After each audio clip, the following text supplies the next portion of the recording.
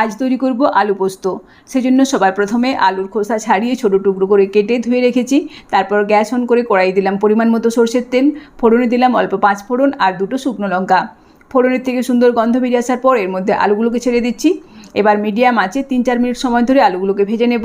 তারপর এর মধ্যে দেবো বেশ খানিকটি পরিমাণে জল আর পরিমাণ মতো লবণ। নাড়াচাড়া করে মিশিয়ে গ্যাসের আঁচ কমিয়ে ঢাকা দিয়ে আলুগুলোকে সেদ্ধ করে নেব। আর এই সময় পোস্তটাকে বেটে নেব। প্রথমে পোস্তটাকে একটুখানি গুঁড়ো করে নিয়ে পরিমাণ মতো জল আর 2টো কাঁচা লঙ্কা দিয়ে পোস্তটাকে বেটে নিয়েছি। এদিকে আলুগুলো সেদ্ধ হয়ে যাওয়ার পর আমি এর মধ্যে বেটে রাখা পোস্তটাকে ঢেলে দেব। তারপর নাড়াচাড়া করে মিশিয়ে এর মধ্যে দেবো কয়েকটা চেরা কাঁচা লঙ্কা। এবার গ্যাসের আঁচ কমিয়ে ঢাকা দিয়ে 2 মিনিট ফুটিয়ে নেব। 2 মিনিট পর ঢাকা খুলে নিচ্ছি। আবার একবার নাড়াচাড়া করে সবশেষের মধ্যে দেবো 1 চামচ কাঁচা সরষের তেল। নাড়াচাড়া করে মিশিয়ে দিচ্ছি। তারপর গ্যাসের আঁচ বন্ধ করে ঢাকা দিয়ে 2 মিনিট স্ট্যান্ডিং টাইমে রেখে দিলেই তৈরি হয়ে গেল আজকের রেসিপি আলু পোস্ত।